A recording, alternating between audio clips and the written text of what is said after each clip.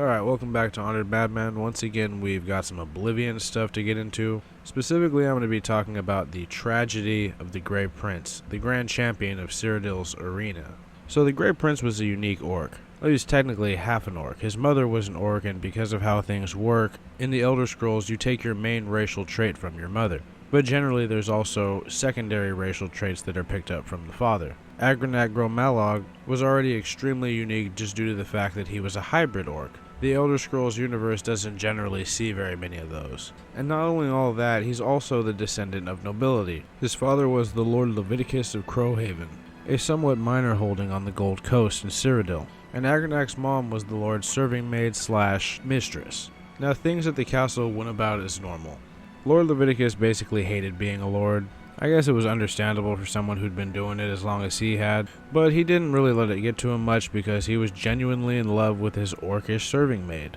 However, as much as he cared about her, he still couldn't bring himself to tell her the true nature of his existence, like what he secretly was. What's called the elephant in the room. See, Lord Leviticus was a vampire, but not just any vampire, he was one of the Cyrodiilic strain. These guys were said to have blended in with Cyrodiilic elite, and we do see a couple of them in the game, although most vampires we come across are living in sewers or caves struggling to survive. But vampires like Jack Ben Imble, the Count of Skingrad, even Saradur in the Imperial City, although he is an Ultimer. But these guys have all blended in with Cyrodiilic society, and were at one point at least, virtually unmistakable from a regular human. But Lord Leviticus himself is claimed to have walked the Nirn for over 200 years as of the writing in his journal, which is probably why we don't have any listed first names for him. I mean, surnames are what's important when it comes to nobility, and it wouldn't be too hard for a reclusive lord to just discard his first name every couple decades and pretend to be his descendant. I mean, shit, the Count of Skingrad's probably going to have to do that sooner or later with how his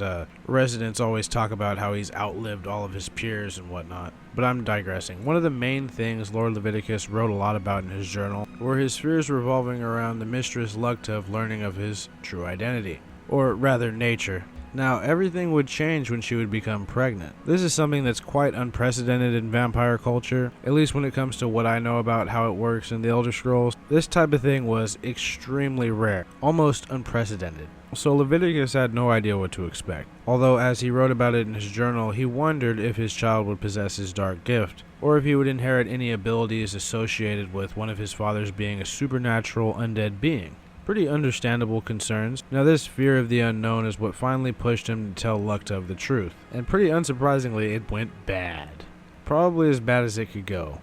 To say she took it badly would probably be an understatement, but she called him a monster, questioned his motives around having a kid with her, and what he planned to do with said kid. But yeah, she basically flipped out, called him a monster, and locked herself in her quarters. Now at this point, Lord Leviticus was still somewhat hopeful that things could be reconciled, but even he himself admits that he doesn't see it as being likely. And look at that, those vampiric intuitions were correct. She fled while he was sleeping and locked him in the inner chambers of his castle, while letting him know that he'll never get a chance to see his kid. She would end up fleeing to the Imperial City where she would raise her son agronak, while telling him an edited version of who his father was and how their relationship played out. But Lord Leviticus, on the other hand, would slowly go mad from a lack of blood, but he wouldn't die because, vampires are immortal. He just would be mad and starving for, I'm assuming, 30 or so years, however old Agronak is. And what's even funnier is it seems like a pack of unrelated vampires have actually moved into Crowhaven, but have left Lord Leviticus locked in his chambers, possibly because they don't have the key, but you'd think they'd be able to break down the door, but why would they want to? Anyway, though, Agronak grew up to be a very capable grey orc, supremely gifted in the art of combat. Now, he himself had an obscured view of who his father was, which sort of makes him a little bit like Luke Skywalker. He was told that his father was a nobleman, and that his mother worked for him as a serving girl, and they eventually fell in love. But in order to protect Agronak from being horrified at his origins, she invented the character of Lady Leviticus, a fictional wife for the Lord Leviticus. And that when she learned of this affair between the Lord and, of all people, an orcish serving girl, and that the union resulted in a child no less, she had Lugtov chased from the castle. Now sure, it's a pretty believable story, and yeah, maybe it did protect Agronak from learning a horrifying truth about his origins, but I'd be lying if I didn't say that I think it affected his inability to deal with the truth later on when he finally learns it. Anyway though, Agronak used the enhanced combat prowess he inherited from his vampiric father to work his way up to the top of the food chain at the arena, basically killing every other warrior that stood stood in his way, while also being a generally good guy and a heroic inspiration to all those little dudes who live in the lower rungs of the Imperial City, which was where agronak was from. And not only that, he had an extremely marketable origin story. The son of a mysterious imperial lord and his orcish serving maid, denied the birthright of his fathers and forced to seek it out in the arena, to earn it, if you will. And not to mention the fact that he acted as a mentor to all the other gladiators on the blue team, it just made him a very beloved, well-liked, well-received guy. Now, when his mom died, she left him to the key that led to the room where she'd trapped his father all those years ago, and she told him that it would unlock the mystery of who his father was. I mean, shit, what a way of doing it. I imagine she probably figured the champion of the arena would be able to handle whatever awaited for him at Crowhaven all these years later. But it does seem a little fucked up. I mean, why couldn't she have just told him the truth? That she and Lord Leviticus were in love, that they really did genuinely care about each other, and that resulted in a kid. And also that he never really mistreated her, but she just couldn't accept the fact that he was an undead vampire who'd been around for 200 years. And she also didn't want her son to suffer for any of the sins of the father. That's pretty understandable too. Why couldn't she just explain that to agronak? Why'd she have to just be all vague and leave him this fucking key? And not to mention, as Grand Champion, he didn't have the time to go explore Crowhaven, even if it was tremendously important to him. That's why he has us do it when we meet him in the game. Because I really do think that the most tragic part of this story is how he reacts to learning the truth of his origins. I mean, he's basically horrified to learn this. It shatters his whole world. All he can focus on is the fact that he's the son of a vampire now and that he's a mutant spawn of evil. He probably assumes that because his mom lied to him about the truth of his origins, that Lord Leviticus must have been a bad guy. Or that perhaps just the fact that he was a vampire made him a bad guy. That is generally what his mom thought of Lord Leviticus as well. To me, he doesn't seem any worse than the average imperial noble. He's a vampire, and that implies that he's drank a lot of blood in his time, but that doesn't necessarily imply that he's done anything evil or wrong.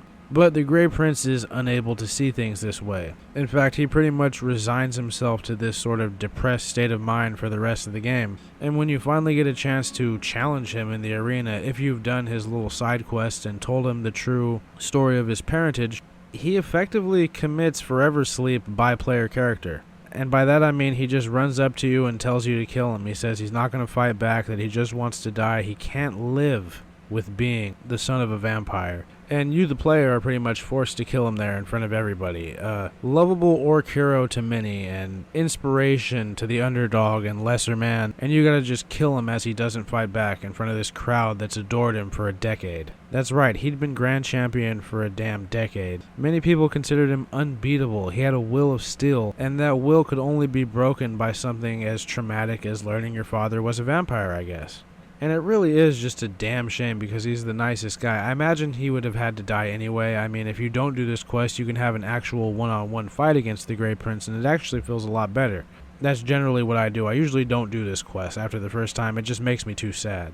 Plus, at least when that one nameless gladiator tells you, I hope that it's worth it, and that he's mad at you for killing agronak, it at least feels a little less bad if you didn't do his quest. Because at least the guy fought back and didn't just get on his knees and get killed in front of a bunch of people. Anyway, though, that's really all I had to say about that. I kind of made this video on the fly because of the editing troubles I'm having with my orc video. It's going to be a little over an hour long, and it should be done very soon. It'll be followed by the famous Grey Rat the Thief video, but we should be back at our regularly scheduled programming very soon.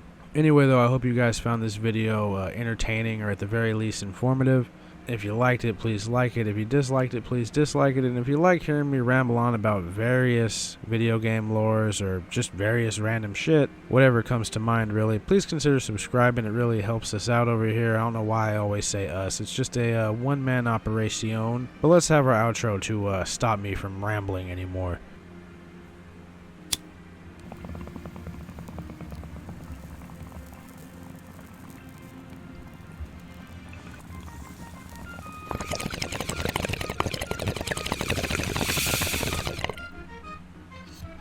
Yeah, I can't imagine Malekith is smiling on the Great Prince in the afterlife. Most orcs seek a warrior's death, but usually after they're a little bit old and long in the tooth. And I don't know about you guys, but I don't consider begging your opponent to kill you as a warrior's way of going out. So I can't imagine Malekith is being kind to him in the afterlife.